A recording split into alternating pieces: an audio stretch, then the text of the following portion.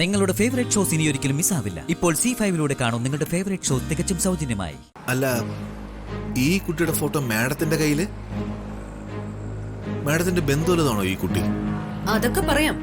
ഇയാള് പറയാൻ വന്നതൊന്ന് കംപ്ലീറ്റ് ചെയ്യ. അത് മാഡം, ഈ കുട്ടിയുടെ അമ്മായിയമ്മ എന്റെ ഫോട്ടോ കാണിച്ചിട്ട് ഞാൻ അവരുടെ ആദ്യ ഭർത്താവാണെന്ന് പറഞ്ഞ് എല്ലാരും പറഞ്ഞ് വിശ്വസിപ്പിച്ചിരിക്കുക.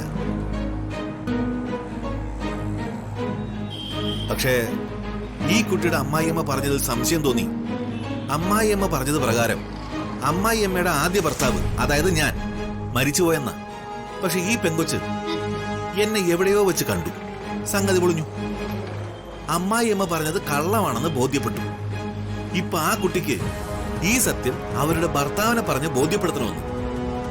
ഇന്ന് രാവിലെ ഈ പെൺകുട്ടി ഇവരുടെ ഭർത്താവിനെ കൊണ്ട് ഇവിടെ വരുമെന്ന് പറഞ്ഞു. പക്ഷെ അവർ വന്നില്ല. ഇതുവരെ അവരെ കണ്ടതുമില്ല. എടോ, ഈ പെൺകുട്ടി പറഞ്ഞില്ലേ അവളുടെ ആ അമ്മായിയമ്മ ഞാനാണ്. അയ്യോ, എന്റെ മരുമകളാണ് അവള്. ഇത്രയും നല്ല മേഡത്തെ കുറിച്ചാണോ ആ പെൺകൊച്ച് ഓരോന്ന് പറഞ്ഞത്? അതെ, അവൾക്ക് മാനസികമായിട്ട് ഇത്തിരി പ്രശ്നമുണ്ട്. ഇത് പുറത്തു പറയുന്നത് ഇത്തിരി വിഷമമുള്ള കാര്യമാണ്. എങ്കിലും പറയാതിരിക്കാൻ പറ്റില്ലല്ലോ. അങ്ങനെ മാനസിക പ്രശ്നമുള്ള കൊച്ചായിരുന്നു അത്? കണ്ടാ പറയില്ല കേട്ടോ. ഒട്ടും പറയില്ല. പക്ഷേ വാസ്തവം അതാണ്. അവൾക്ക് ഞങ്ങളൊക്കെ ശത്രുക്കളാണ്. എന്നെ അവള് അവളുടെ ഏറ്റവും വലിയ എതിരാളിയായിട്ടാ കാണുന്നത്. അതുകൊണ്ട് അവൾക്ക് എങ്ങനെയെങ്കിലും എന്നെ ദ്രോഹിക്കണം. അതിനുവേണ്ടി അവൾ ഇങ്ങനെ ഓരോന്ന് കാട്ടിക്കൂട്ടും. ഒരുപാട് ബുദ്ധിമുട്ടുകള് ഇതേപോലെ അവൾ ഇതിനു മുമ്പ് ഉണ്ടാക്കിയിട്ടുണ്ട്.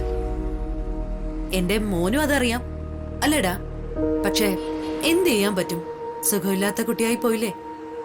ഡോക്ടർമാരൊന്നും കാണിച്ചില്ലേ മാഡം? കാണിക്കാത്ത ഡോക്ടേഴ്സ് ഇല്ല. ധാരാളം ട്രീറ്റ്മെന്റും നടത്തിയതാ. പക്ഷേ വലിയ മാറ്റമൊന്നും ഉണ്ടായില്ല. ആ ദേ, ഇപ്പൊ അവൾ എങ്ങനെയോ നിങ്ങളെ കണ്ടെത്തി എനിക്കെതിരെ പ്രശ്നം ഉണ്ടാക്കാൻ നോക്കുക. മാഡം ഇപ്പൊ ഇവിടെ വന്ന് ഇത് പറഞ്ഞില്ലായിരുന്നെങ്കിൽ ആകെ വിഷമിക്കുമായിരുന്നല്ലോ. അവൾ എനിക്കെതിരെ എന്തോ ഒപ്പിച്ചിട്ടുണ്ടെന്ന് തോന്നി അന്വേഷിച്ചപ്പോഴാ അവള് നിങ്ങളെ കോണ്ടാക്ട് ചെയ്ത വിവരം മനസ്സിലായത്. ആ, ഏതായാലും ഇനി അവള് വന്ന് നിങ്ങളോട് എന്തെങ്കിലും പറഞ്ഞാ നിങ്ങളത് വിശ്വസിക്കരുത് കേട്ടോ. ഫോൺ ചെയ്താ എടുക്കുകയും ചെയ്യരുത്. അവൾ ഇനി ഇങ്ങോട്ട് വരാതെ ഞങ്ങൾ നോക്കിക്കോളാം. അഥവാ വന്നാൽ അപ്പൊ തന്നെ നിങ്ങൾ ഞങ്ങളെ വിളിച്ചു പറയണം. പറയാം മാഡം.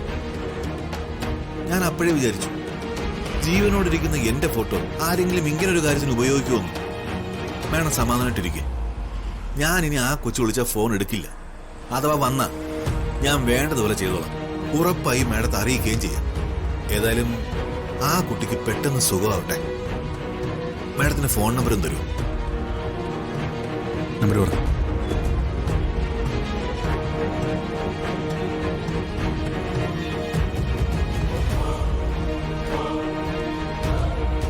Okay madam. ശരി. ആ ശരി, എന്നാ ശരി. വാ.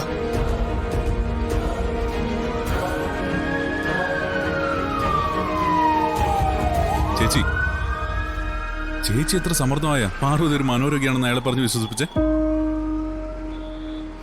ഇനിയവൻ ഏതായാലും ചേച്ചിക്കെതിരെ വാ തുറക്കില്ല. ഇല്ലെങ്കിതേ ഇവന്റെ വാ മൂടിക്കെട്ടാൻ വേണ്ടി ലക്ഷങ്ങൾ വേണ്ടി വന്നാനെ. പ്രതാപ, ഇയാളിപ്പം ഞാൻ പറഞ്ഞത് വിശ്വസിച്ചെങ്കിലും ഇവൻ ഈ കടയിലിരിക്കുന്നത് നമുക്കത്ര പന്തിയല്ല. അവളേതായാലും ഇയാളെ അന്വേഷിച്ച് ഇങ്ങോട്ട് വരും. അതിനു മുമ്പ് എന്തെങ്കിലും ചെയ്ത് ഇയാളെ ഇവിടുന്ന് ഒഴിപ്പിക്കണം. ഇതെന്തായാലും ഞാൻ നോക്കിക്കോളാം ചേച്ചി. ചേച്ചി ടെൻഷൻ അടിക്കണ്ട.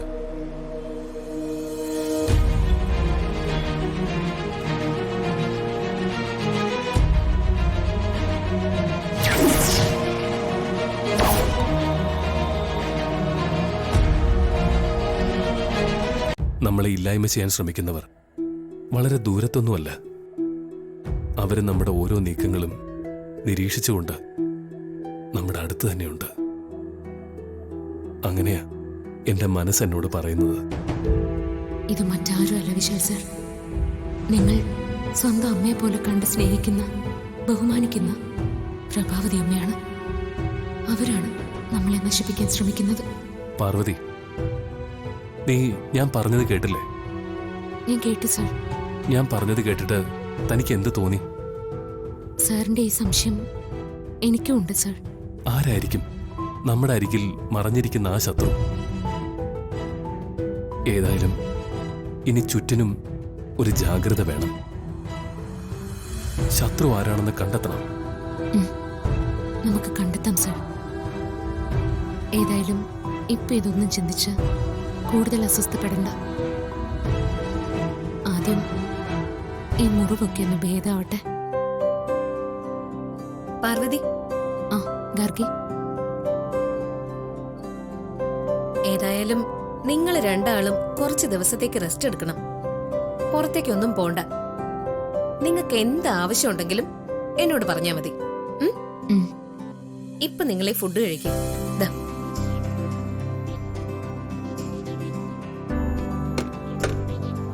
ബ്രോ, പെട്ടെന്ന് ഉഷാറായി വരണം കേട്ടോ.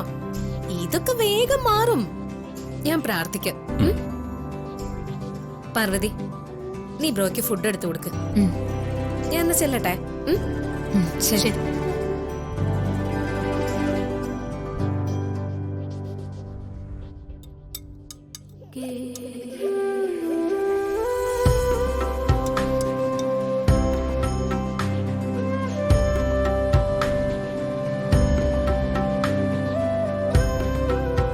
എന്നാ നമുക്ക് കഴിച്ചാലോ?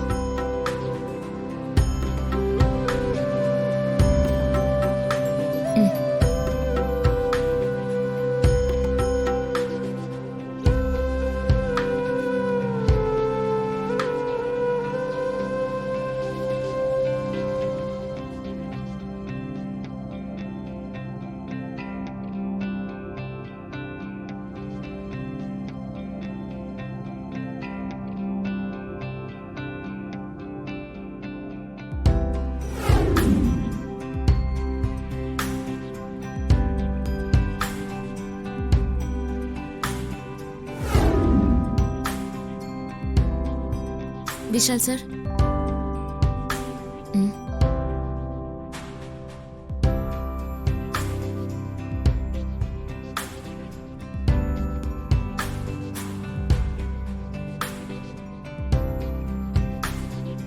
The number you are calling is not reachable. Please call again later.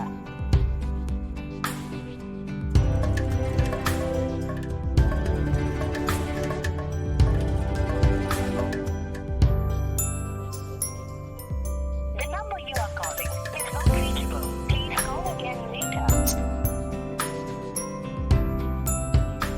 ഈ സുകുമാരൻ സാർ ഇത് എവിടെയാ? ഇതെന്തിനാ ഫോൺ സ്വിച്ച് ഓഫ് ചെയ്ത് വെച്ചിരിക്കുന്ന? ഇതിനിടയിൽ എന്തോ സംഭവിച്ചിട്ടുണ്ടല്ലോ. ഡൗൺലോഡ് ചെയ്യൂ C5 ആപ്പ്. കാണൂ എല്ലാ എപ്പിസോഡുകളും സൗജന്യമായി.